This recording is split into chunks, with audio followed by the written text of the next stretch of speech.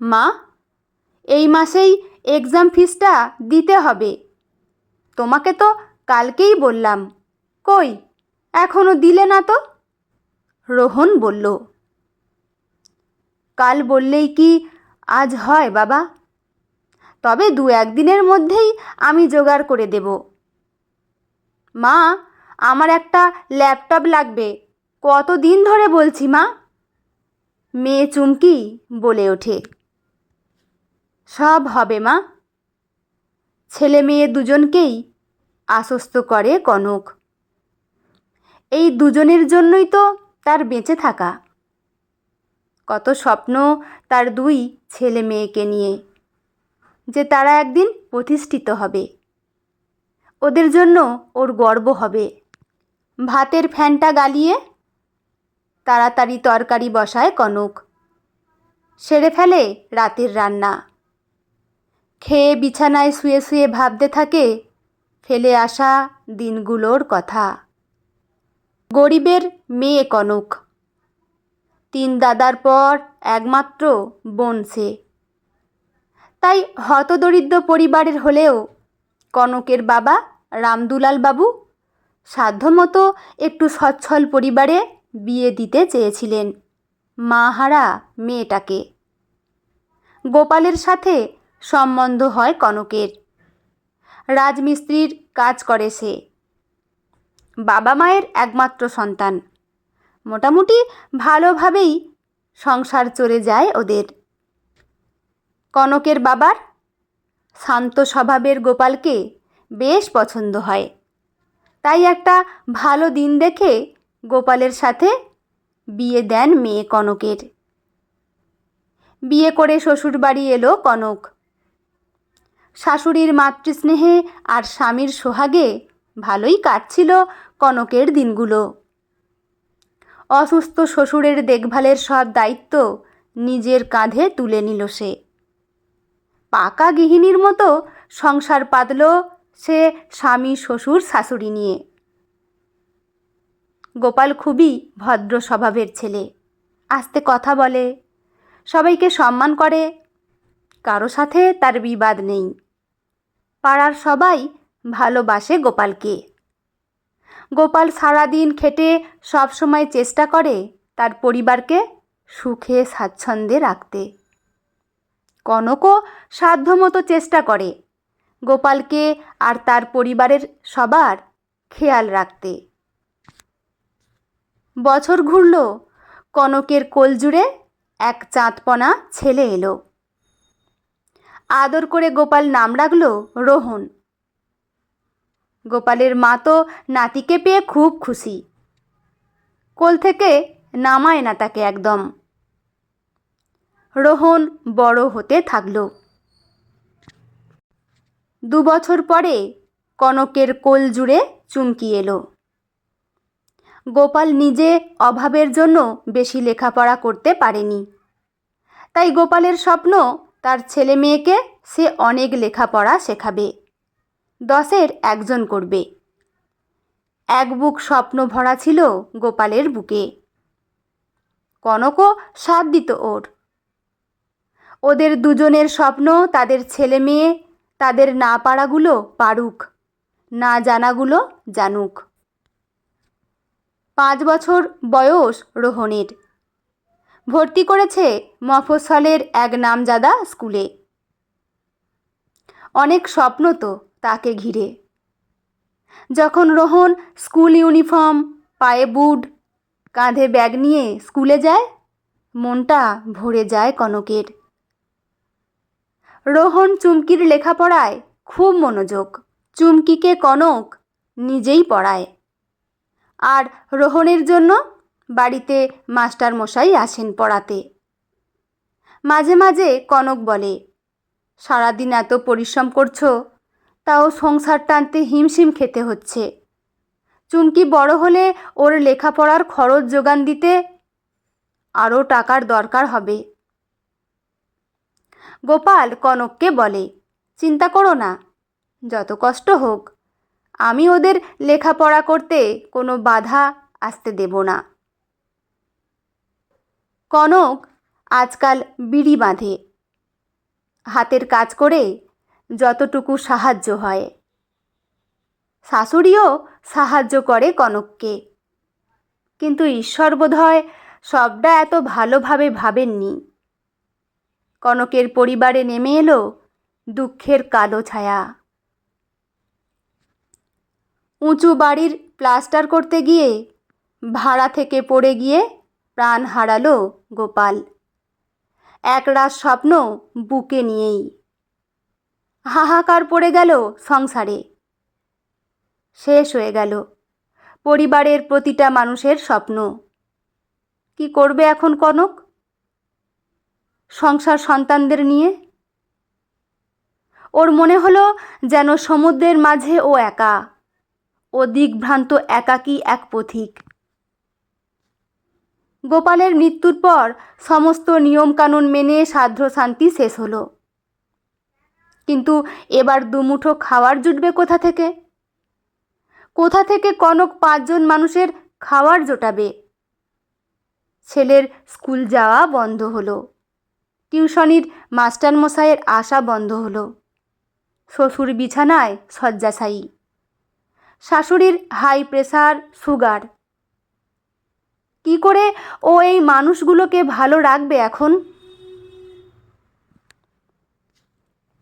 দিনের পর দিন আধপেটা খেয়ে কখনো না খেয়ে দিন কাটতে লাগলো কনকের পরিবারের। খিদের জ্বালায় কান্নাকাটি করতে লাগলো বাচ্চারা। কনক পাগলের মতো একটা কাজের জন্য মানুষের হাতে পায়ে পড়তে লাগলো, কিন্তু অশিক্ষিত কনককে কে দেবে কাজ? কে বিশ্বাস করবে ওকে? শেষে কনক মানুষের বাড়ি বাড়ি গিয়ে কাকুতি মিনতি করলো অনেক একটা কাজের জন্য, কিন্তু অসহায় কনকের পাশে কেউ দাঁড়ালো না। 3-4 দিন শুধু জল খেয়ে কাটালো কনক। শরীর যেন দুর্বল হয়ে আসছে, শক্তি নেই উঠে দাঁড়াবার। কিন্তু থামলে তো চলবে না, বাচ্চা দুটোকে বাঁচাতে হবে যে তাকে। বৃদ্ধ বাবা অসুস্থ, 3 দাদা দিনমজুরের কাজ করে, নিজেদের সংসার নিয়েই হিমশিম খায়। সামান্য ওষুধ কেনার টাকার জন্য কনকের বাবাকে হাত পাততে হয় ছেলেদের কাছে। তাহলে কনক কোথায় যাবে এখন? একদিন বিকেলে শিবু কনকের সাথে দেখা করল। শিবু পাড়ার মস্তান গোছের কম বয়সী ছোকরা। সবাই বলে শিবু নাকি খুব খারাপ ছেলে। এহেন শিবু কনকের সাথে দেখা করতে এসেছে দেখে কনক অবাক হলো। বৌদি, তোমার বাচ্চা আর সংসার বাঁচাতে হলে একটাই রাস্তা আছে। যদি রাজি থাকো তো কালই আমার সাথে শহরে চলো। রাতে বিছানায় শুয়ে চোখ থেকে অনবরত জল ঝরতে লাগলো কনকের। গোপালের সেই আশা ভরা মুখটা ভেসে উঠল কনকের সামনে। পাশে বাচ্চাগুলো ছটফট করছে খিদের জ্বালায়। খালি পেটে ঘুম কি আসে আর? মনকে শক্ত করলো কনক। পরের দিন শিবুর সাথে দেখা করলো। শিবু তাকে সকালের ট্রেনেই শহরের নানা অলিগলি পেরিয়ে নিয়ে পৌঁছলো এক নিষিদ্ধ পল্লীতে। সেখানকার মালকিন মালতী মাসির সাথে আগেই কথা বলে রেখেছিল শিবু। কনককে দেখে মালতী মাসি বলল, বাহ, চেহারা তো বেশ খাসা দেখছি, 2 বাচ্চার মা বোঝাই দায়। শিবু তার কমিশন পেল। সেই টাকাগুলো শিবু তুলে দিল কনকের হাতে। বলল, যাওয়ার সময় বাচ্চাদের জন্য খাবার নিয়ে যেও বৌদি। এ দুনিয়ায় কেউ তোমাকে সাহায্য করবে না বৌদি, সবাই শুধু মজা দেখবে, কারো কথার কখনো কান দেবে না। তোমাকে এই পাপ রাস্তায় এনে আমি জানি অন্যায় করেছি, কিন্তু আর কোনো রাস্তা ছিল না গো। শিবুর হাত ধরে কনক বলল, ভাই, কাউকে কথা বলো না। শিবু বলল, খারাপ মানুষ আমি ঠিকই, কিন্তু বিশ্বাস রাখতে পারো। কেউ জানবে না এসব কথা। শিবু কথা রেখেছে, কাউকে জানায়নি এসব কথা। পাড়ার লোক কথা শোনাতে ছাড়েনি মোটেই। তারা তো অবাক, কে দিল কাজ ওকে? কনক কারো কথার উত্তর দেয় না। রোজ ভোরে ট্রেনে চলে আসে নিষিদ্ধ পল্লীতে। শরীর দিয়ে মন জোগায় বাবুদের। রোজের যা কামাই হয়, কমিশন নিয়ে মালতী মাসি টাকা তুলে দেয় কনকের হাতে। কনক নামে ওখানকার কেউ চেনে না ওকে, সবাই চম্পা বলেই ডাকে। কখনো কখনো রাতেও শরীর বিকিয়ে রোজগার করতে হয় কনককে। সেদিন আর বাড়ি ফেরা হয় না। বাড়িতে বলে কাজের বাড়িতে বেশি কাজ পড়ে মাঝে মধ্যে, তার জন্য তাকে থেকে যেতে হয়। কনক কিন্তু গোপালের স্বপ্নগুলোকে মিথ্যে হতে দেয়নি। ছেলে মেয়েকে লেখাপড়া শিখিয়েছে অনেক, ভালো স্কুলে পড়িয়েছে, বাড়িতে মাস্টার মশাই এসে পড়িয়েছেন। শ্বশুর মারা যাওয়ার পর দায়িত্ব নিয়ে তার শেষকৃত্য সম্পন্ন করেছে। অসুস্থ শাশুড়ির সমস্ত খেয়াল রাখেছে, ওষুধ ডাক্তার সব। কোনো সময় মনে হতে দেয় না যে তার ছেলে বেঁচে থাকলে এর থেকে বেশি সুখী রাখত মাকে। পাড়ার লোকের বড়ই চিন্তা, কি করে এত টাকা পাচ্ছে, ছেলে মেয়েকে পড়াচ্ছে, ভালো ভালো রান্না হচ্ছে বাড়িতে। এর উৎস খোঁজে তারা। কনক কারো কথার উত্তর দেয় না। কনকের পোশাক সাজ এ নিয়েও মানুষের ভাবনার শেষ নেই। বহু বছর ধরে কনক ওই নিষিদ্ধ পল্লীর সদস্য। বাঁধা ধরা বহু কাস্টমার আছে তার, কিন্তু বয়স বেড়েছে, শরীর আর সায় দেয় না। তাই কুঁচকে যাওয়া গালে পাউডার আর ঠোঁটে লিপস্টিক ঘষলেও বয়সের ছাপ যেন যায় না। দিন দিন ছেলেমেয়ের চাহিদা বাড়ছে, তা এখন পূরণ করা কনকের সাধ্যের বাইরে চলে যাচ্ছে, আয়ও কমছে। কনকের আশা তার ছেলে মেয়ে একটু প্রতিষ্ঠিত হলেই সব ছেড়ে ও একটু রাতে শান্তিতে ঘুমাতে পারে। রোহন চুমকি দুজনেই কলেজে পড়ে। রোহন বলেছে গ্র্যাজুয়েশনটা শেষ হলেই সে চাকরির ব্যবস্থা করবে। সেই দিনটা দেখার জন্যই অপেক্ষায় থাকে কনক। আজকাল কনক দেখে রোহনের কিছু বন্ধু হয়েছে। ছেলেগুলোকে সুবিধার লাগে না কনকের। কলেজে উন্মত্ত জীবন, খারাপ সঙ্গে পড়ে যায় রোহন। কিছু বন্ধুর পাল্লায় পড়ে কনকের আশা ভরসা তার ছেলে রোহন পৌঁছে যায় সেই নিষিদ্ধ পল্লীর দরজায়, যেখানে কনকের আসা যাওয়া গত 15 বছর ধরে। আরে আরে, এ যে খোকাবাবু দেখছি। মালতী মাসি হাসিতে ফেটে পড়ে। স্কুলে পড়ো বুঝি? তা কাছে কত মাল আছে? রোহন পকেট থেকে একটা 500 টাকার নোট বার করে, যেটা কনক ওকে কয়েকদিন আগে দিয়েছিল বই কেনার জন্য। ওরে কালিয়া, ওকে চম্পার ঘরে পাঠিয়ে দে। যাও খোকাবাবু, খাসা মস্তি হবে তোমার। কনক জানালা দিয়ে সবই দেখছিল। বুকটা যেন ফেটে যাচ্ছে কনকের, পায়ের নিচ থেকে যেন মাটি সরে যাচ্ছে, আর পারছে না সহ্য করতেও। পাশের ঘরের পিঙ্কিকে বলল, যা তো মাসির কাছ থেকে আজকের পাওনাটা একটু চেয়ে এনে দে। মাসি গজগজ করে বলল, খদ্দের আসতে না আসতেই টাকা চাই। আসলে কনকের খুব দরকার ছিল 5,000 টাকার।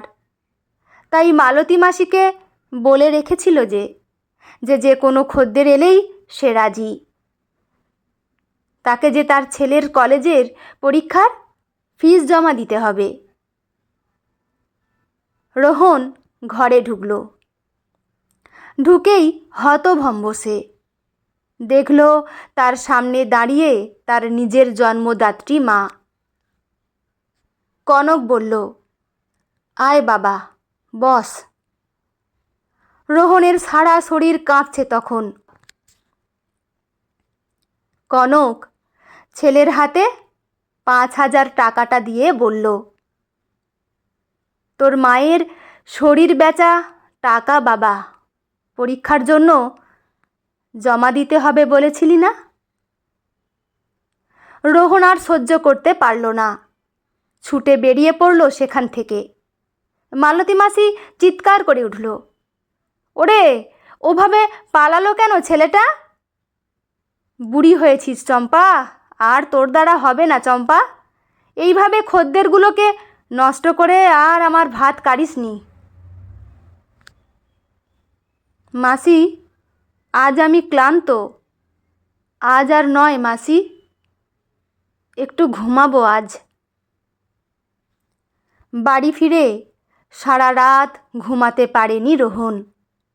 যন্ত্রণা যেন কুড়ে কুড়ে খাচ্ছে ওকে। সে মেনে নিতে পারছে না কিছুতেই সবটা। নিজেকে অপরাধী মনে হচ্ছে ওর।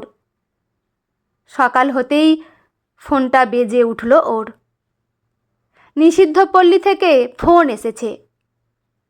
কনক কাল রাতে আত্মহত্যা করেছে গলায় দড়ি দিয়ে। খবরটা ছড়িয়ে পড়েছে চারিদিকে। টিভিতে দেখাচ্ছে, খবরের কাগজেও দেবে হয়তো কাল। পাড়ার লোক ছি ছি করতে লাগলো, নানান কটূক্তি করতে লাগলো। অনেকে বলল, ওই বেশ্যা মেয়ের শরীর এ পাড়ায় যেন না আসে। পোস্টমর্টমের পর তার মায়ের দেহ আনল রোহন, পাড়ার লোকের আপত্তির তোয়াক্কা না করে। অনেকে এসেছে দেখতে, কেউ কেউ দূর থেকে রহস্য করেই সান্ত্বনা দিচ্ছে। আর অনবরত শোনা যাচ্ছে কটু মন্তব্য। কনকের মেয়ে চুমকি আর শাশুড়ির চোখে জল। এই মেয়ে ছেলের জন্য বদনাম হয়ে গেল পুরো পাড়ার। তাই তো বলি, বুড়ো বয়সে এত সাজের ঘটা কিসের? পেটে বিদ্যে নেই মায়ের, ছেলে মেয়ে কলেজ যাচ্ছে তার আবার। এরকম নানা কটূক্তি ভেসে আসছিল ভিড়ের মধ্যে থেকে। আর থাকতে পারল না রোহন, চেঁচিয়ে বলল, হ্যাঁ, আমার মা বেশ্যা পতিতা, কিন্তু এই মা না থাকলে আমরা বাঁচতাম না। যখন খিদের জ্বালায় ছটফট করেছি আমরা, দুটো ভাত কেউ দিয়েছিলে তোমরা? সাহায্য করেছিলে একটা অসহায় বিধবাকে? করনি তো। এই মায়ের জন্য আজ আমরা বেঁচে আছি, শিক্ষিত হয়েছি, মাথার উপর ছাদ পেয়েছি। তোমাদের কাউকে চাই না এখন। কারো অধিকার নেই আমার মাকে নিয়ে কটু মন্তব্য করার। যাও সবাই। আমি আমার এই বেশ্যা পতিতা মায়ের জন্যই গর্বিত।